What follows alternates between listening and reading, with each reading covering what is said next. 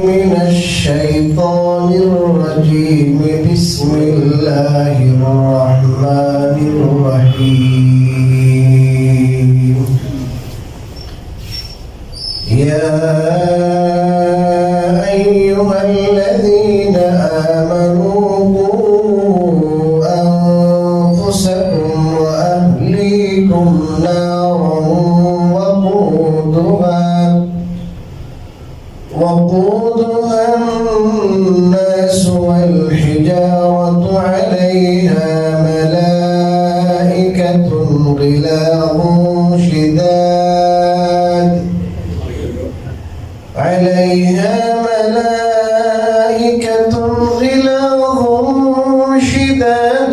لا يعصون الله ما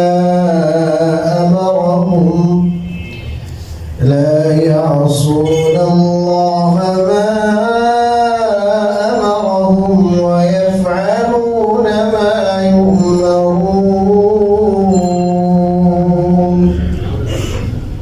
وقال النبي عليه الصلاة والسلام مروا أولادكم بالصلاة وهم أبناء 7 سنين واضربوهم عليها وهم أبناء 10 وفرقوا بينهم في المضاجع. بارك الله لنا ولكم في القرآن العظيم ونفعنا وإياكم بالآيات والذكر الحكيم. صلى الله على سيدنا ومولانا محمد وعلى آله وأصحابه وبارك وسلم. اللهم صل على سيدنا ومولانا محمد كلما ذكره الذاكرون وكلما غفل عن ذكره الغافلون. الحمد لله আল্লাহ জাল্লা জালালহু ওয়া আম্মা নওয়ালহু এর অনেক বড় ইহসান দয়া মেহেরবানি যে তিনি আমাদেরকে সুস্থ রেখেছেন এবং আমাদেরকে তার ঘরে আসার তৌফিক দান করেছেন। যে প্রথম কথা বললাম যে আল্লাহ সুস্থ রেখেছেন, এটা যে একটা নিয়ামত এবং ধন দৌলতের চেয়েও বড় নিয়ামত, এটা আমরা উপলব্ধি করি না। আজকে আমাদের সকালে মিলন ভাই আমাদের অত্যন্ত মহব্বতের আমাদের সাথে প্রাণ দিতে গেছিলেন, এখানে নামাজ পড়ে আমাকে টেলিফোন করছেন যে হুজুর আমি এখন বাথরুমে যেতে পারছি। হঠাৎ সুস্থ মানুষ কি টবাকে টান খেয়েছে একবারে পড়ে গেছে। এখন দেখেন উনি নামাজি মানুষ, এখানে প্রথম কাতারে পড়ে নেওয়া মানুষ, কিন্তু উনি আসতে পারেন না। এটা অনুভব করে মানুষ কখন যখন অসুস্থ হয় তখন। আমরা অনেকেই যাদের টাকা পয়সা কম, দুনিয়ার লাইনে আমরা অভাবে থাকি, আমরা অনেকেই হয়তো মুখে বলি না হয় অন্তরে ভাবি যে আল্লাহ তো আমার অনেক কম দিছে, মানে আমার টাকা পয়সা না। এই যে শেখায় অভিযোগ না বোঝার কারণে আল্লাহ যে আমাকে সুস্থ রেখেছেন, আমার চোখ দুটো ভালো, আমি দেখতে পাচ্ছি, আমার হাত দুটো ভালো, আমি কাজ করতে পারছি, আমার ব্রেন ভালো, আমি সুস্থ মস্তিষ্কের অধিকারী, এটা অনেক বড় নেওয়া। একটা মানুষ অনেক সম্পত্তির অধিকারী কিন্তু তার ছিল না, তো কি হবে সে? এই টাকা দিয়ে কি হবে? একটা অসুস্থ মানুষ খেতে পারে না। এক জায়গায় গেলাম, কয়েক হাজার কোটি টাকা নাম বলছেন, আপনারা চিনবেন, চাঁদপুরে অনেক টাকার মালিক, বিরাট বড় কয়েক বিঘার উপরে বাড়ি। আমরা তার দিকে গেলাম বিদেশি জামাত নিয়ে, তো দাওয়াত করেছে আমাদের। তো ওনারা বলছেন যে ভাই আমরা দাওয়াত, যারা জামাতের সাথী না, আমাদের দাওয়াত আমরা অ্যাকসেপ্ট করি না, তো উনি আসতে হবে, উনি আমাদের সময় দিতে হবে। উনি বললেন যে আমি অসুস্থ।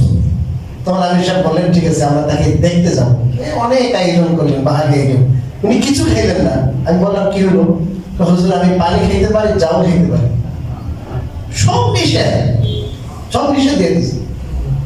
মানে খাদেম খদ্দাম যারা আছে অন্তত 20-50 জন, এরা আপনার ডেইলি কোরমা, পোলা, এটা ওইটা, মুরগ অনেক কিছু খায়, সে শুধু দেখে। এই সম্পত্তি কি হবে বলেন? সুস্থতা অনেক বড় নেওয়া, এটা আল্লাহর শুকরিয়া আদায় করা। আল্লাহ আপনি আমাকে কে রেখেছেন? সুস্থ রেখেছেন। রাসূল কারীম সাল্লাল্লাহু হাদিসের মধ্যে বলেছেন নি'মাতান, দুটো নেয়ামত, মাগবুনুন ফীহিমা কাসীরুম মিনান নাস। এই দুটো নেয়ামতের ব্যাপারে অনেক মানুষ ধোঁকায় আছে, এরা ঠকা গেছে এরা এই দুই নেয়ামতের ব্যাপারে। একটা হলো আসিহা, সুস্থতা। এই সুস্থতা দিয়ে আজকে যে আপনার যে রাত যাচ্ছে, এখন 5:20 ফজরের জামাতের টাইম, ফজরের সময় 5:20। তার মানে যদি আপনি 11টায় ঘুমান, 12, 1, তারপরে 2, 3, 4, 5, 6 ঘন্টাও ঘুমাইলে আপনি তাহাজ্জুদের নামাজ পড়তে পারেন। 6 ঘন্টা যদি 10টায় ঘুমান তাহলে 4টায় উঠতে পারেন, 4টায় উঠতে পারেন। কিন্তু আমরা ঘুমাবো না, আমরা আগে আমরা 12টা 1টায় ঘুমাবো, অভ্যাস হয়ে গেছে। আর ফজরের জামাত পড়বো। আসলে আল্লাহ রাব্বুল আলামিন আমাদের দুনিয়াতে টাইম, সুস্থতা অনেক বড় জিনিস, অনেক বড় নিয়ামত। আরেকটা হলো ফারাগ, 2 নম্বর নিয়ামত মানুষের অবসর। এখন আপনার কি আছে? টাইম আছে, সময় আছে। আর এমন এক সময় আসবে আপনার কি নেই, টাইম নেই, ব্যস্ত, আপনি ব্যস্ত, বিজি বিজি বিজি। আপনি যে এখন অবসর আছেন, আপনার টাইম আছে, রাসূল সাল্লাল্লাহু আলাইহি ওয়াসাল্লাম বলেন বহুত বড় নিয়ামত, অনেক বড় নিয়ামত। সময় কাজে লাগান। এখন সময় তো কাজে লাগাবো না, ফেসবুকে থাকবো, কে কি দিছে আমরা লাইক করবো, কমেন্টস করবো, আর যত গীবত শেখায়ত আছে এগুলো করবো। এটাই আমাদের কাজ। ডেইলি 2-3 ঘন্টা, 4 ঘন্টা, 5 ঘন্টা মোবাইলে কাটাবো। অর্থ খরচ হবে, এমবি খরচ হবে, সাথে সাথে আমার অনেক গুণ আছে, সময় নষ্ট হবে। এই জন্য সুস্থতাকে আল্লাহ দ্বীনের কাজে লাগাইতে হবে। আখিরাত বানাইতে হবে সুস্থতা দিয়ে। আখিরাত আমার জানা মতে বর্তমান পৃথিবীতে যে 8-10 জন আলেম সর্বোচ্চ সারা পৃথিবীতে, এর মধ্যে সিরিয়ালের একজন আলেম নাম হলো আল্লামা শেখ মোহাম্মদ আল-বামা।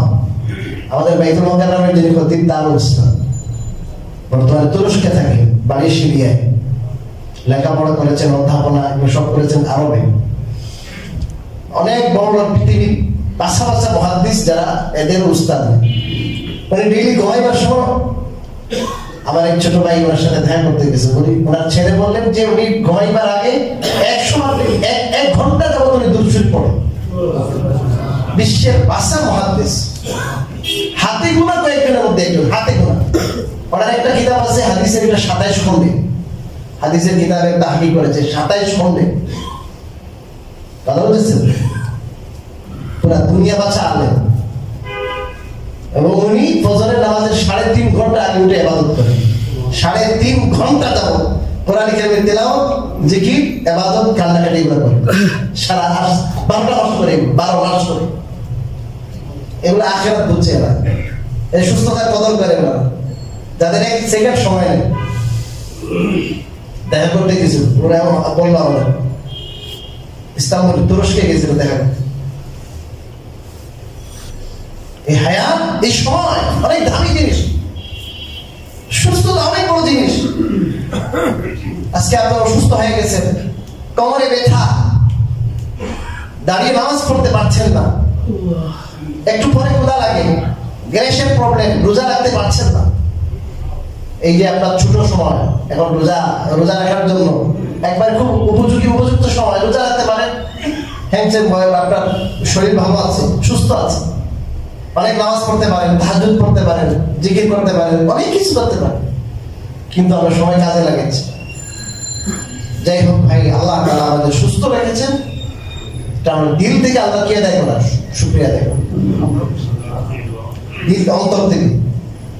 এটা শুকরিয়া দেয় মুখে বহি প্রকাশ থেকেও আর বড় জিনিস হলো আমলের দ্বারা, কাজের দ্বারা কেমনে?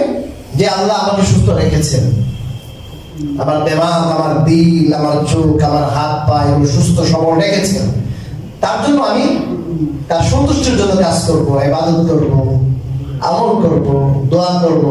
তাহলে আল্লাহ বলবেন যে ঠিক আছে, আমি তারে খাওয়াই, তাকে পালি, তার পানির ব্যবস্থা, খাওয়ার ব্যবস্থা সব আমি করছি, অক্সিজেনের ব্যবস্থা আমি করছি, সে তো আমার কাজে লাগাইতেছি। তখন আল্লাহ আপনার নিয়ামত আরো বাড়াই। আপনারা দেখবেন যারা কোরআন কারীম তেলাওয়াতে অভ্যস্ত, এদের চুপ নষ্ট হয় না। এরা একদম বৃদ্ধ বয়স কি করতে পারে, প্রায় বেশিরভাগ দেখবেন বৃদ্ধ বয়স তারা ডাইরেক্ট কি করতে পারে, দেখে দেখে পড়তে পারে। যারা কোরআন কারীম তেলাওয়াত করে তারা চোখের হক আদায় করেছে, সময়ের হক আদায় করেছে, দেখবেন বৃদ্ধ অবস্থায় তাদের ব্রেন খারাপ হয় না, 100 বছর হলে বলতে পারে। আপনি দেখবেন অনেক বাড়ির মধ্যে দেখবেন অনেক মহিলারা আছে কোরআন জানে, তেলাওয়াত করে, একবারে দেখবেন বয়স 100, 80, 90, কিন্তু খুব মেধাবী, বলতে পারে। যাই হোক, আমি আপনাদের সামনে একটা আয়াত পাঠ করেছি, যে আয়াতটা আমি গত সপ্তাহে পাঠ করেছি। এই আয়াতে আল্লাহ রাব্বুল আলামিন আমাদেরকে যে মেসেজ দিয়েছেন, যে বার্তা দিয়েছেন, সেটার উপর আমি কিছু আলোকপাত করার চেষ্টা করব এবং রাসূল কারীম সাল্লাল্লাহু আলাইহি ওয়াসাল্লামের অত্যন্ত গুরুত্বপূর্ণ একটি হাদিস আমি পাঠ করেছি, এটার আলোকেও কিছু কথা বলব। আমাদের এখন নতুন বর্ষ শুরু হয়েছে, তো 2024 শেষ, 25 শুরু। আমরা এই বর্ষটি শুরু কেমনে করবো? যে আল্লাহ জীবনের এত বছর পার হয়ে গেল, এখন নতুন বছর এসেছে, নতুন উদ্যমতায় কাজ করতে হবে। আমার কি কাজ, আমাদের দায়িত্ব কি, কর্তব্য কি? গত সপ্তাহে বলেছিলাম দাওয়াত তাবলীগের বিষয়। দাওয়াত তাবলীগ এটা আমাদের বুনিয়াদি দায়িত্ব, এটা প্রত্যেকের করণীয়, এটা কোরআন কারীমের হুকুম। আল্লাহ তাআলা কোরআন কারীমে আমাদেরকে নির্দেশ দিয়েছেন দাওয়াত তাবলীগের কাজ করার জন্য। এখন এটার কর্মপন্থা কি হবে, পদ্ধতি কি হবে, কোথা থেকে শুরু করবো দাওয়াতের কাজ, এই ব্যাপারে আজকে কিছু কথা। শুধু দাওয়াত তাবলীগ মনে করবে না এটা যে 3 দিনের জন্য গাড়ি নিয়ে চলে গেলেন, এটাই দাওয়াত তাবলীগ না, যেটা আল্লাহ সাচ্চা বলেন। দাওয়াত তাবলীগ অনেক ব্যাপক জিনিস। আল্লাহ কোরআন কারীমে প্রথমে বলেছেন ইয়া আইয়ুহাল্লাযীনা আমানু, যেখানে আল্লাহ ইয়া আইয়ুহাল্লাযীনা আমানু বলেন, এটা এমন একটা ভাষা, এটা মানুষের দিলে লাগে। আমরা তো আসলে কি বলবো, আমাদের দুর্বলতা, আমরা আরবি বুঝি না, সরাসরি আরবি যেটা, প্রত্যেকটা কথা একটা ভাব আছে, গাম্ভীর্য আছে। এটা আপনার ওই ভাষা যারা বুঝে তারা বুঝে এটা কি বললেন, ইয়া আইয়ুহাল্লাযীনা আমানু, হে ওই সকল লোক যারা আমার প্রতি ঈমান এনেছে। তোমাদেরকে বলেছি, তোমাদেরকে আমি বলছি, যারা আমার প্রতি ঈমান এনেছে তোমাদেরকে আমি বলছি। আল্লাহ নিজেদের মানুষ কি, আল্লাহকে যারা অ্যাকসেপ্ট করে, আল্লাহকে যারা বিশ্বাস করে, আল্লাহর প্রতি যাদের মহব্বত আছে, আল্লাহকে যারা মানে,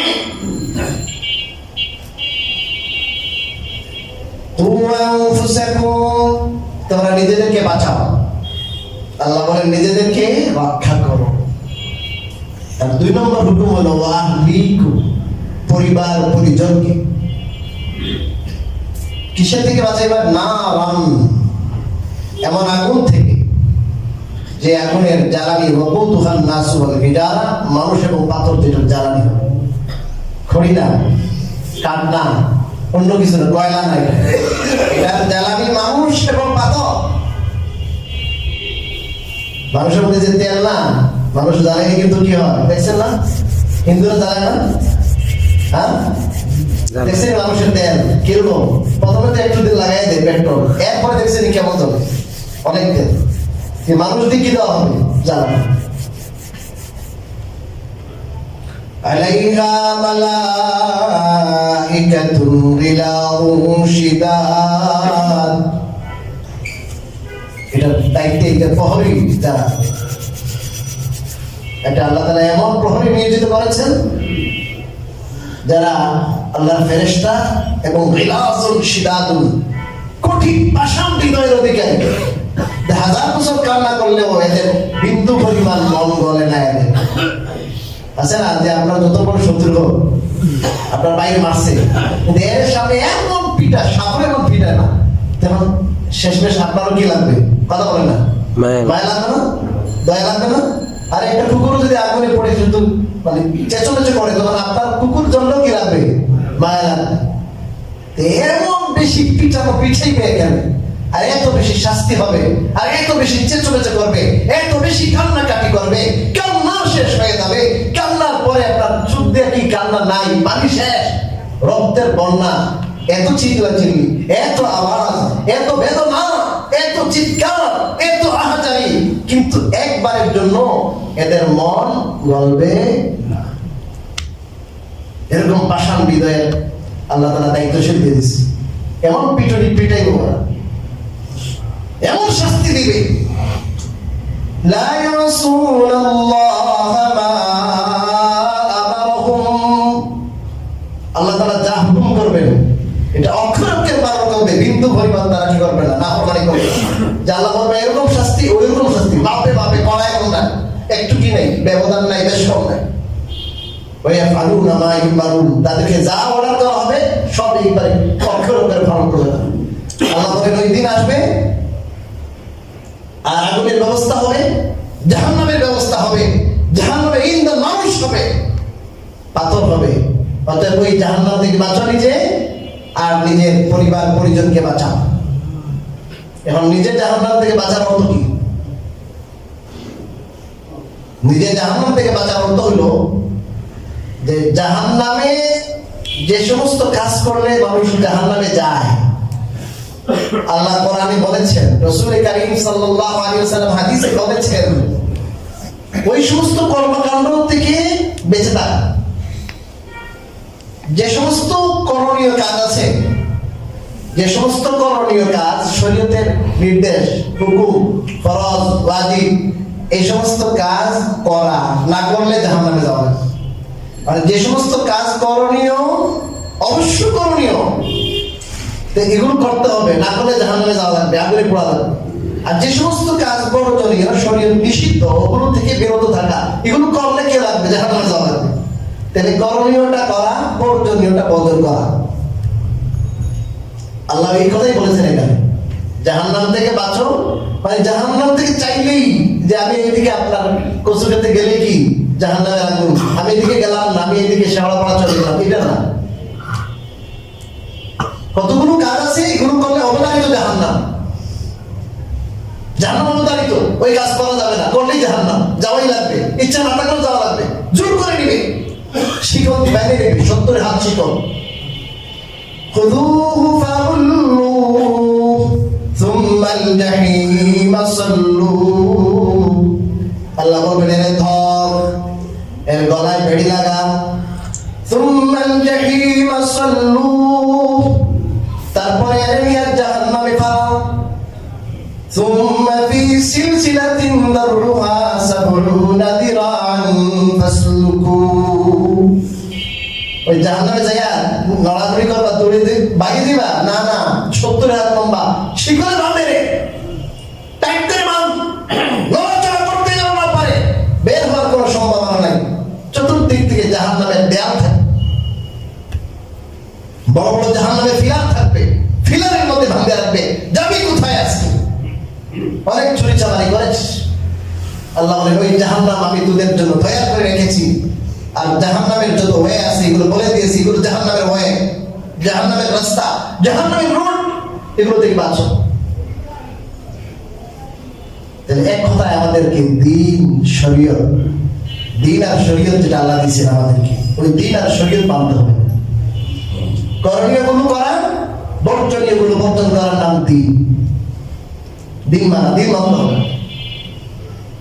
আমরা নিজেরা আগে দিনদার হব, আল্লাহর হুকুমের পাবন্দি করব, রাসূল কারীম সাল্লাল্লাহু আলাইহি ওয়াসাল্লামের তরিকার পাবন্দ হব, আর নিজের যে ছেলে মেয়ে যাদের জন্য আমরা জীবন যৌবন উৎসর্গ করছি, নিজের এই কচি কাঁচাদেরকে রেখে এদের আদরের দুলাল আদরের দুলালি ঘরের নিজের বিবি নিজের মা এগুলো রেখে ওড়াল দিয়ে চলে যাচ্ছেন 4 বছর 5 বছর 6-7 বছর পর্যন্ত বিদেশে কাটাচ্ছেন তাদের জন্য, তাদের মুখে বাদ দেওয়ার জন্য, তাদেরকে একটু সুখ দেওয়ার জন্য, তাদের ভবিষ্যৎ বিনির্মাণের জন্য, তাদের ঘর বাড়ি বানাইবার জন্য।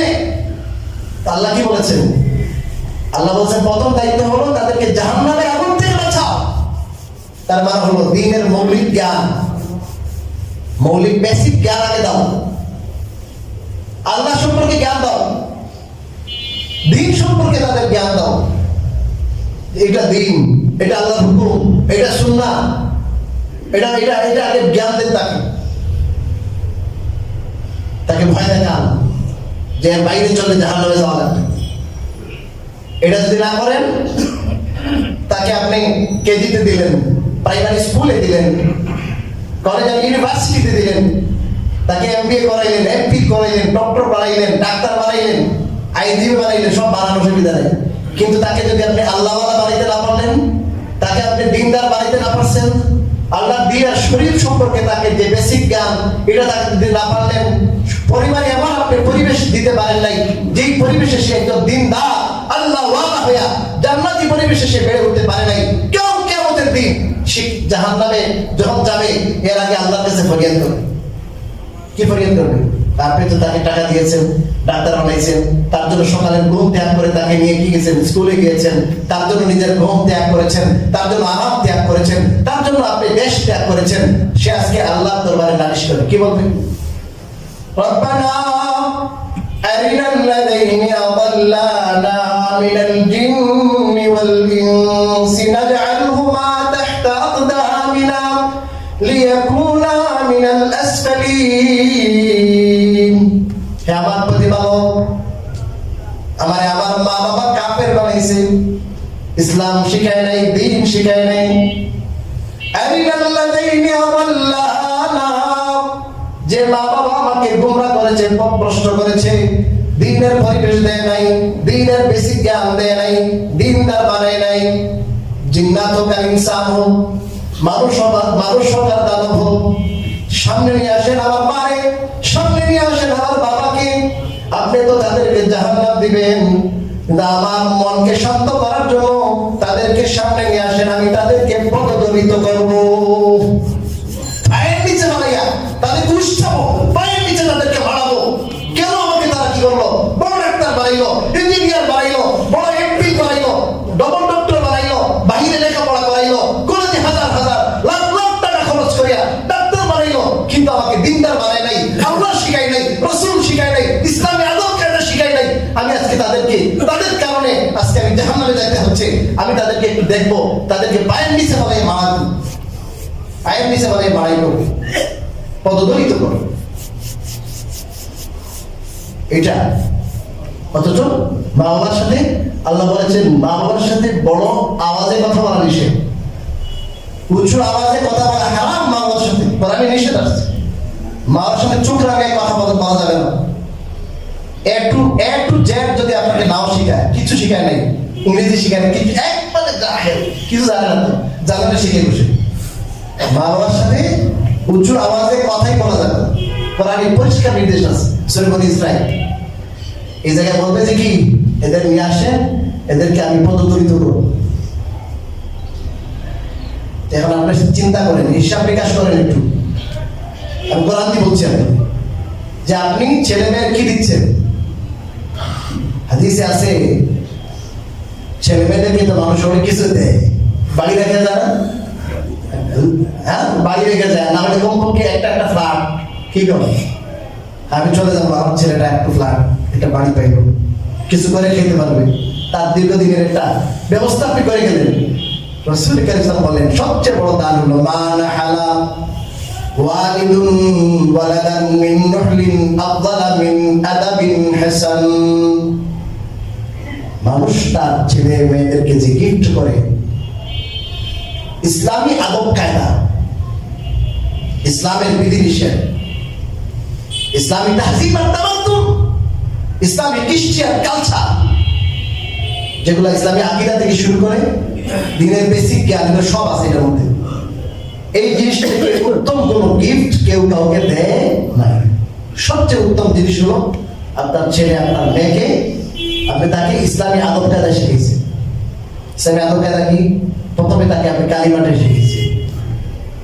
আব্বা, আম্মা, ফাদার, সিস্টার, মাদার, এগুলো প্রথমে আল্লাহ শিখাবে। আল্লাহ, মুহাম্মদ সাল্লাল্লাহু আলাইহি লা ইলাহা ইল্লাল্লাহ মুহাম্মাদুর রাসূলুল্লাহ। শুদ্ধভাবে শেখাবে, এটা শুদ্ধভাবে শিখাইতে হবে। তাকে ইস্তেঞ্জা করে বাথরুমে যেতেছে, তাকে দোয়া শিখান। বাবা, ইসলামিক আকিদা তাহলে শিখান। ইসলামী আকিদা হলো আল্লাহর কালিমা শিখানো, কালিমার আনুষঙ্গিক বিষয়গুলো। আর আদব কায়দার মধ্যে হলো যে তাকে আপনি বাথরুমে যাচ্ছে, যে বাবা তুমি বাম পা দিয়ে ঢুকবা, দোয়া করবা, বাথরুমে যাওয়ার আগে দোয়া করবা, আল্লাহুম্মা ইন্নী আউযু বিকা মিনাল খুবুসি ওয়াল খাবাইস। এখানে জিন থাকে বাবা, এই জিন দেখা যায় না কিন্তু আমাদেরকে অনেক আক্রমণ করে, এরা আমাদের শত্রু। তো আল্লাহ তাআলা আমরা যখন দোয়া করবো তখন আল্লাহ আমাদেরকে জিন থেকে হেফাজত করবে। এই শিকার তারে শিকার আস্তে আস্তে বের হওয়ার সময় তুমি ডান পায়ে বের করবে। নামাজে নিয়ে আসছে বাবা, এটা আল্লাহর ঘর, আল্লাহর ঘরের ভিতরে কথা বলা যাবে না বাবা, চিল্লানো যাবে না, আওয়াজ দেওয়া যাবে না, একবার চুপচাপ থাকবা। আল্লাহর ঘরে গেলে আল্লাহ আল্লাহ করবা, জিকির করবা, ডান পায়ে ঢুকবা, বাইরের সময় বাম পায়ে ঢুকবা বাবা, এটা আল্লাহর ঘর। কেমন? এভাবে তাকে বুঝিয়ে দাও। ঘুমানোর সময় এখন আপনি মোবাইল নিয়ে ব্যস্ত, আপনি একটা গজল দিবি, আপনি মোবাইল নিয়ে ব্যস্ত, আপনাকে যেটা করছে দেখছে সেটা ওইটাই করবে।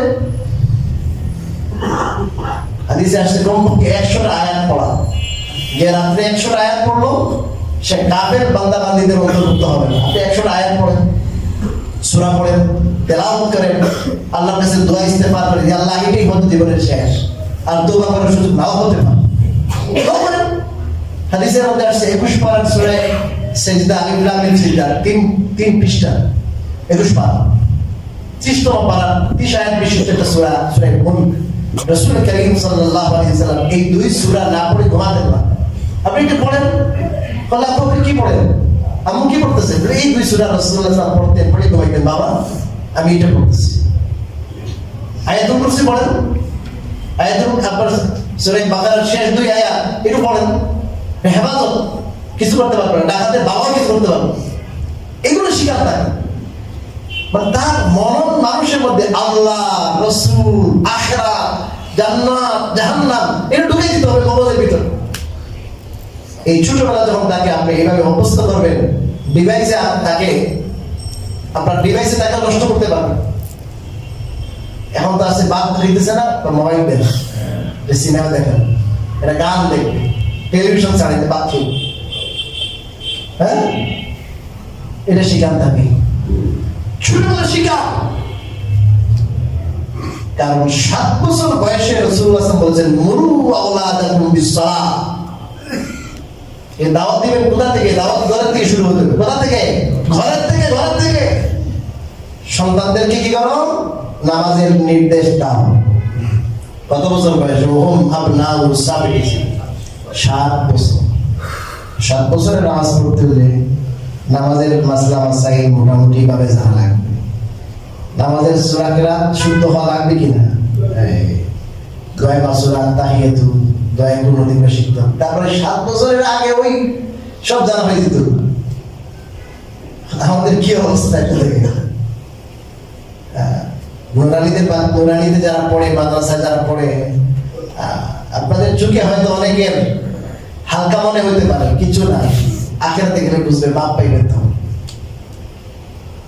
এগুলো পড়ে না গরিবদের ছেলে মেয়ে, পরিষ্কার হাদিসে আছে আল্লাহ রাব্বুল আলামিন এদেরকে ডাকে বলবে, এদিকে ফায়ুতাল মুলকু বিয়ামিনিহি ওয়াল খুলদু বিশিমালিহি। আল্লাহ রাজত্ব দিবেন ডান হাতে, রাজত্বের পরোয়ানা। তবে আজকে থেকে রাজত্ব আর চিরস্থায়ী থাকার পরোয়ানা দিবেন বাম হাতে। যে আর জান্নাতে যাইবি, যে আর বাইরে নাই। ওয়ায়ুতালা রাসিতাজুল ওয়াকার। এই দুনারি পড়ছরা সব বাদ দিয়ে মানে মোল্লা বেঁচে কত কিছু খেয়েছে। এই সম্মানের মুকুট পরিধান করানো হবে মাথায়। আর মা বাবা রাখবে, এই বাবা কয়ে তোমার হামেশা হুজুর মাও কই আম্মা আব্বারে আনবে এখন কত আম্মা আব্বা যেটা রিক্সা চালা ভ্যান চালা হ্যাঁ কৃষক বুঝলেন নাই দিন মজুর আনার পরে এমন এক জোড়া জামা পরিধান করাইবি জোড়া জামা যেটার দাম পুরো পৃথিবীর যত শিল্পপতি কোটিপতি যত রাজা বাদশাহ সবাই মিলিয়া এটার দাম দেওয়া তো দূরের কথা এটার দাম কত হতে পারে এত বেশি দামি এটার দাম কত হবে এটার দায়িত্ব করতে পারবে পরিষ্কার হাদিস মুসনাদে আহমদ হাদিস ইমাম আহমদ ইবনে হাম্বলের কিতাব মুসনাদুল ইমাম আহমদ ইবনে হাম্বল ওই কিতাবের হাদিস ইমাম তাবারানির কিতাব আল মুজাম আল কাউসার ওই কিতাবের হাদিস ইমাম হাইসামি লিখেছেন মাজমাউজ জাওয়াইদ ওই কিতাবে আছে অনেক কিতাবে আছে এখন এত দামি জোড়া জামা সারা দুনিয়াবাসীর সামনে যে এত সম্মান বেটা কলা বেছে তরমুজ বেছে ভেনে মাল বেছে মাও এটা বগল মানে বেশি কিন্তু জ্ঞানী না ওই আল্লাহ বিমা তুসিনা হাযা ও আল্লাহ এমন কি কাম করলাম সারা দুনিয়াবাসীর সামনে এত বেশি ইজ্জত আর সম্মান দিলেন এমন জোড়া জামা দিলেন যে জোড়া জামার দামও কেউ বলতে পারে না এত দাম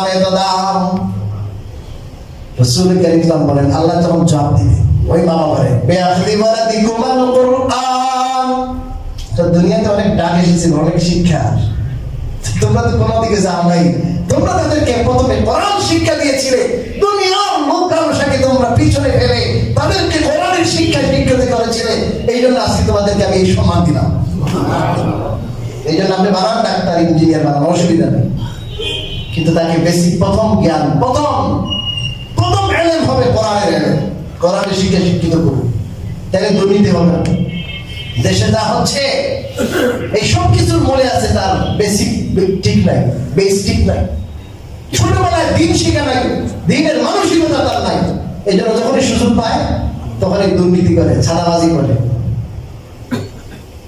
বিভিন্ন জায়গায় দেখছেন কি শুরু হয়েছে 100,000 সরাইছে আর কত সরাইছে এখন কত সরাইছে এখন মাথা দাঁড়াইতেছে কেন তাকে যদি আপনি আল্লাহওয়ালা বানান দিনদার বানান সে কোনোদিন না আল্লাহর সাথে বেয়াদবি করবে না আল্লাহর হকে কোনো ধরনের হক তলবি করবে হক নষ্ট করবে না কোনো বান্দার হক নষ্ট করবে সে প্রতিটা মুহূর্তে চিন্তা করবে আমি দুনিয়াতে আমি বান্দা হয়ে আসছি গোলাম হয়ে আসছি আমি আল্লাহর কাঠগড়ায় জবাব দিব তাকে দিনদার বানান দিনদার বানাইলে আপনার লাভ তারও লাভ দেশেরও লাভ জনগণের লাভ আজকে যারা দেশ চালায় ওদের যাই জিজ্ঞাসা করেন যারা সচিবালয় চালা জিজ্ঞাসা করেন হুজুর আমার মনে চায় দেশটার উন্নতি হোক দেশটা উন্নত হোক দুর্নীতিমুক্ত হোক মনে চায় কিন্তু কম্বল যদি কি করেন আপনি বাসা শুরু করেন খালি হয়ে যাবে দুর্নীতি ছাড়া উপায় নেই যাকেই আপনি বিশ্বাস করেন দেখা যায় পাইলেই আর উপায় নেই এই মানুষের মধ্যে দুনিয়ার লোক ঢুকেছে এই জন্য আল্লাহ বানান দিন শিক্ষা আগে দেন জানুয়ারি শুরু হয়েছে আবার তবলিগ আবার দাওয়াত শুরু হবে পরিবার নিজেকে ঠিক করবো নিজেকে দিনদার বানাবো পরিবার পরিজনের মধ্যে দিনের শিক্ষা এটা একবার ফরজ মনে করে এটা বিস্তার করাইতে হবে আগে পরিবার নিজের ঘরকে দিনদার বানানো গরিব পরিবেশ এমন সুন্দর করতে হবে এদের সামনে সিনেমা ছায়া ছবি এটা ওইটা এই সমস্ত অবৈধ কোনো কিছু দেখা যাবে না আলোচনা করা যাবে না ঘরের মধ্যে মূর্তি লটকানো আপনার দলের নেতা নেত্রী এগুলো রাখা যাবে না মানে ইসলামী শরীয়তে যা যা নিষিদ্ধ এগুলো থেকে আমাদেরকে এভয়েড করতে হবে এগুলো থেকে আমাদেরকে দূরে থাকতে হবে আর আমার ছেলে মেয়েদেরকে দিনদার বানাতে হবে আল্লাহ রাব্বুল আলামিন আমাদের সবাইকে বুঝার এবং আমল করার তৌফিক দান করুন আমিন ওয়া আখির দাওয়ানা